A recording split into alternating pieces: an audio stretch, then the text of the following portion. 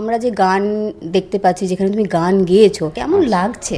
ইন্টারনেটের ভাষায় যেটাকে ভাইরাল বলে সেটা হয়ে গেছে, আমি দেখছি শুনছি, খুবই ভালো লাগছে। আমি এতটা আশা করিনি। কিচ্ছু চাইনি আমি আজীবন ভালোবাসা ছাড়া, আমিও তাদেরই দলে বারবার মরে যায় যারা। না না কিচ্ছু চাইনি আমি আজীবন ভালোবাসা ছাড়া, আমিও তাদেরই দলে বারবার মরে যায় যারা। আমি তো পেশাদার গায়ক নই, আমি থিয়েটারে গান গেয়েছি, গাইও এখনো। আমার যতটুকু গানের সামান্য তালিম নেওয়া, সেটা প্রথাগত তালিম নয়, সেটা সামান্য যা গলা মাজা ঘষা করার যে তালিম, কিন্তু সেটা নিয়ে যে সিনেমার গান গাওয়া যায় এই আত্মবিশ্বাস আমার নিজের খুব একটা কোনোদিন ছিল না। সৃজিত মুখার্জি, ইন্দ্রদীপ দাশগুপ্ত এরা বলে যে তুই একজন অভিনেতার মতো করে গা। বাতাসে প্রবাদ আর আকাশে আদিম ধ্রুব তারা, কিচ্ছু চাইনি আমি আজীবন ভালোবাসা ছাড়া।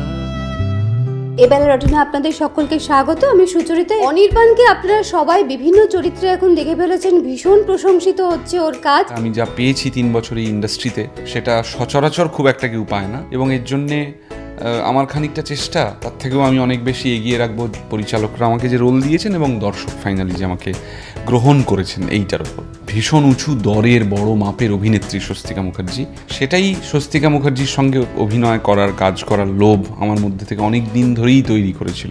এবং শাহজাহান রিজেন্সিতেই সেটা ঘটলো যে প্রথমবার আমি স্বস্তিকা মুখার্জির অপোজিটে, এবং আমার প্রভূত হেল্প হয়েছে এরকম একজন বড় চাবুক অভিনেত্রীর সঙ্গে স্ক্রিন শেয়ার করাতে। আমারই নিজের অভিনয়ের বোধ অনেক উন্নীত হয়েছে আর কি। সৃজিত মুখার্জির সঙ্গে তোমার পরপর কাজ আমরা দেখতে পাচ্ছি, যেমন তেমন আগেও আমরা অরিন্দম শীলের সঙ্গে তোমার যাত্রাটা শুরু হওয়া আমরা দেখতে পেয়েছিলাম। তুমি দুজনের মধ্যে কাকে বেশি এগিয়ে রাখবে? না, আমি এগিয়ে রাখবো না। আমি এগিয়ে রাখা পিছিয়ে রাখাতে বিশ্বাস করি না। আমার মধ্যে যে ফোকাস আছে, আমার মধ্যে প্রতি পরিচালকের কাজের প্রতি যে সিরিয়াসনেস আছে, তাতে করে আমি আরো 10 জন, আরো 15 জন, আরো 50 জন পরিচালককে জায়গা নিজের করে নিতে পারি আর কি। বিভিন্ন রকম গসিপ আমরা দেখতে পাই নায়ক নায়িকাদের সম্পর্কে। অনির্বাণ সম্পর্কে খুব একটা বিশেষ কিছু সোশ্যাল মিডিয়ায় দেখা যায় না, এটার কারণ কি? মিডিয়া চেনা পরিসরে যাদেরকে চেনে, আচ্ছা ওর সঙ্গে ওর না, আচ্ছা দুজনকেই মিডিয়া চেনে, তখন গিয়ে একটা গসিপ তৈরি হয়। কিন্তু মিডিয়া যাকে চেনে না, মিডিয়া শুধু আমাকে চেনে, এবার আমি যার সঙ্গে গিয়ে মেলামেশা করছি তাকে মিডিয়া চেনে না, ফলে তো গসিপটা তৈরি হয় না। আপনারা হয়তো পড়েছেন, হারারি বলে একজন একটা বই লিখেছেন, সেপিয়েন্স বলে,